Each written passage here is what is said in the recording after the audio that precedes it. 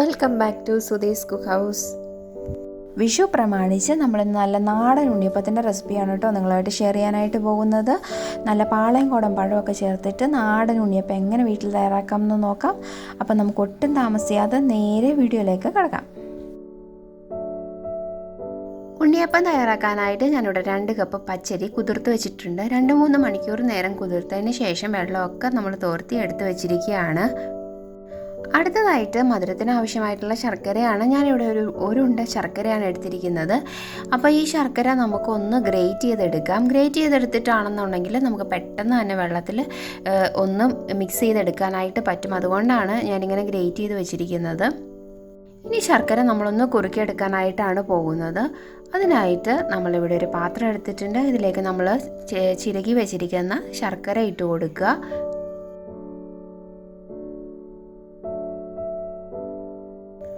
ശർക്കര ഇട്ടതിന് ശേഷം നമ്മൾ ഒരു 1/2 കപ്പ് വെള്ളം ഇതിലേക്ക് ഒഴിച്ചു കൊടുക്കുക. കൂടുതൽ വെള്ളമൊന്നും ആവശ്യമില്ല. 1/2 കപ്പ് വെള്ളം ഒഴിച്ചു കൊടുത്തിട്ട് നമ്മളൊന്ന് ഇളക്കി കൊടുക്കുക. നമ്മളിങ്ങനെ ചിരകിയിട്ടത് കൊണ്ട് തന്നെ നല്ലതായിട്ട് പെട്ടെന്ന് തന്നെ കുറുകി കിട്ടും.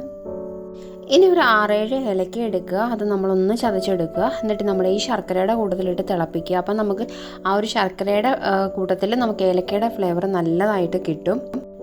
ചതച്ച ഏലക്ക കൂടി നമ്മുടെ ശർക്കരയിലേക്ക് ഇട്ട് കൊടുക്കുന്നുണ്ട്. ഇട്ട് കൊടുത്തതിന് ശേഷം നമ്മളിനി തിളപ്പിച്ചെടുക്കാനായിട്ടാണ് പോകുന്നത്.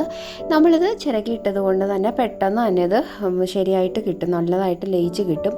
ഇപ്പം നമ്മുടെ ശർക്കര ഇവിടെ നല്ലതായിട്ട് കുറുകി വന്നിട്ടുണ്ട്. ഇത് നമ്മളൊന്ന് അരിച്ചിട്ട് ഒരു പാത്രത്തിലേക്ക് മാറ്റി വയ്ക്കുക. നല്ലതായിട്ട് പഴുത്ത പാളയംകോടൻ പഴമാണ് നമ്മളിനി അടുത്തായിട്ട് എടുത്തിരിക്കുന്നത്. അപ്പം നമ്മൾ 2 കപ്പ് അരിക്ക് 8 പഴം എന്ന കണക്കിലാണ് എടുക്കുന്നത്. അതായത് 1 കപ്പ് അരിക്ക് 4 പഴം. അതാണ് നമ്മളുടെ കറക്റ്റായിട്ടുള്ള കണക്ക്. അടുത്തതായിട്ട് നമ്മൾ കുതിർത്ത് മാറ്റി വെച്ചിരിക്കുന്ന അരിയുടെ പകുതി എടുത്തിട്ട് അതിലേക്കൊരു 4 പഴം പൊളിച്ച് ചേർത്തതിന് ശേഷം നമ്മളൊന്ന് അരച്ചെടുക്കുക.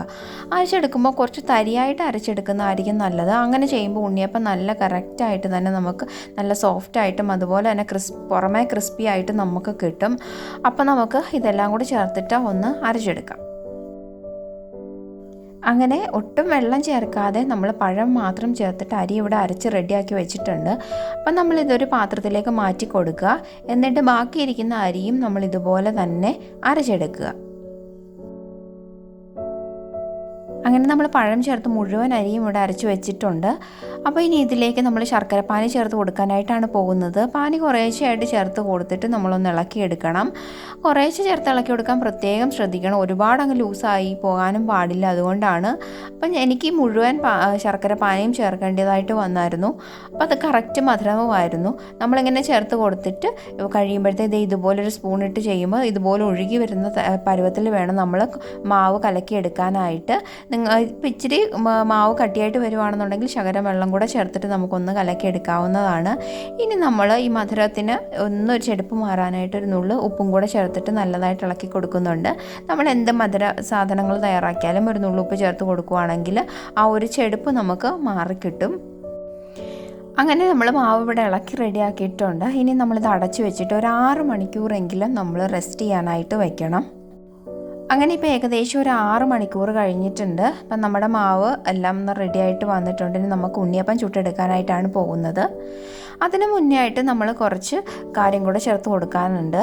അപ്പം ഞാൻ കുറച്ച് നെയ്യിൽ തേങ്ങാക്കൊത്ത് വറുത്തെടുത്തിട്ടുണ്ട്. അപ്പോൾ തേങ്ങാക്കൊത്ത് ഉണ്ണിയപ്പത്തിൻ്റെ കൂട്ടത്തിൽ കടിക്കുമ്പോൾ നല്ല ടേസ്റ്റാണ്. പിന്നെ ചില സ്ഥലങ്ങളിൽ നമുക്ക് കറുത്ത എള്ളും കൂടെ ചേർത്ത് കൊടുക്കാറുണ്ട്. അങ്ങനെ വേണമെങ്കിലും ചേർത്ത് കൊടുക്കാം. ഞാനിപ്പോൾ എള്ള് ചേർത്ത് കൊടുക്കുന്നില്ല. പകരമായിട്ട് നെയ്യ് മാത്രമേ ചേർത്ത് കൊടുക്കുന്നുള്ളൂ. അപ്പോൾ നെയ്യിൽ വറുത്ത തേങ്ങാക്കൊത്തും കൂടെ ചേർത്തിട്ട് നല്ലതായിട്ടൊന്ന് ഇളക്കി കൊടുക്കുക. ഇങ്ങനെ ഇളക്കി കഴിഞ്ഞിട്ട് നമുക്ക് നേരെ ഉണ്ണിയപ്പം ചൂടാനായിട്ട് റെഡി ആയിട്ടുണ്ട്. ഉണ്ണിയപ്പക്കാരയിൽ നമ്മൾ എണ്ണയൊക്കെ ഒഴിച്ചു കൊടുത്ത് നല്ലതായിട്ടൊന്ന് എണ്ണ ചൂടായി വന്നിട്ടുണ്ട്. ഈ സമയത്ത് നമുക്ക് മാവ് ഒഴിച്ചു കൊടുക്കാം. മാവ് ഒഴിച്ചു കൊടുക്കുമ്പോൾ ഓരോ കുഴിയിലും അതിൻ്റെ 1/4 ഭാഗത്തോളം മാവ് ഒഴിച്ചു കൊടുത്താൽ മതി. ബാക്കി നല്ലതായിട്ട് പൊങ്ങി വന്നോളും മാവ്. അപ്പം നമുക്ക് എല്ലാത്തിലും മാവ് ഒഴിച്ചു കൊടുക്കാം.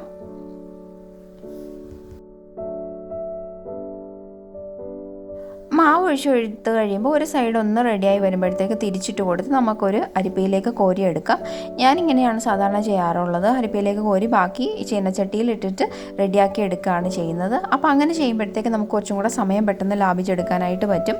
അല്ലാന്നുണ്ടെങ്കിൽ നമുക്ക് ഉണ്ണിയപ്പക്കാരയിൽ തന്നെ ഇട്ടിട്ട് തിരിച്ചു മറിച്ചിട്ട് റെഡിയാക്കി എടുത്താലും മതി. ഇങ്ങനെയാകുമ്പോൾ നമുക്ക് പെട്ടെന്ന് തന്നെ റെഡിയാക്കി എടുക്കാൻ പറ്റും. അപ്പോൾ എണ്ണയിൽ തീയൊന്ന് മീഡിയത്തിലിട്ടിട്ട് വേണം നമ്മളിങ്ങനെ ചെയ്ത് കൊടുക്കാനായിട്ട്. അപ്പോൾ ഉള്ളെല്ലാം നല്ലതായിട്ട് വെന്ത് വരികയും ചെയ്യും, പുറമേ നല്ല ക്രിസ്പി ആയിട്ടും കിട്ടും.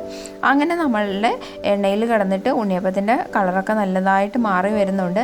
ഈ സമയത്ത് നമുക്ക് കോരി എടുത്തിട്ട് ഒരു എണ്ണയൊക്കെ മാറാനായിട്ടൊരു പാത്രത്തിലേക്ക് മാറ്റാം. അങ്ങനെ നമ്മുടെ ഉണ്ണിയപ്പമൊക്കെ കറക്റ്റായിട്ട് ഇവിടെ റെഡി ആയിട്ടുണ്ട്. അപ്പോൾ ഇത് വളരെ നല്ല സ്വാദോടു കൂടി കഴിക്കാൻ പറ്റുന്ന ഒരു ഉണ്ണിയപ്പമാണ്. അതുമല്ല നമ്മുടെ വിഷുവൊക്കെ വരെയാണ്. അപ്പോൾ എല്ലാവരും വിഷുവിനൊക്കെ ഒന്ന് തയ്യാറാക്കി നോക്കണം. കുട്ടികൾക്കൊക്കെ വളരെയധികം ഇഷ്ടപ്പെടും. അപ്പോൾ എല്ലാവർക്കും വീഡിയോ ഇഷ്ടമായെന്ന് കരുതുന്നു. ഇഷ്ടമായെങ്കിൽ ലൈക്ക് ചെയ്യണം, ഷെയർ ചെയ്യണം, കമൻറ്റ് ചെയ്യണം. അതുപോലെ തന്നെ സബ്സ്ക്രൈബ് ചെയ്യാത്തവരാണെന്നുണ്ടെങ്കിൽ ഒന്ന് മറക്കാതെ സബ്സ്ക്രൈബ് ചെയ്യുക. ഒപ്പടുത്തുള്ള ബെൽ ഐക്കൺ കൂടെ ക്ലിക്ക് ചെയ്യുക. എന്നാൽ മാത്രമേ ഞാൻ മുന്നോട്ട് അപ്ലോഡ് ചെയ്യുന്ന വീഡിയോസിൻ്റെ നോട്ടിഫിക്കേഷൻ നിങ്ങൾക്ക് കിട്ടുകയുള്ളൂ. അപ്പോൾ നമുക്ക് മറ്റൊരു വീഡിയോയിൽ കാണാം. അതുവരേക്കും ബായ്.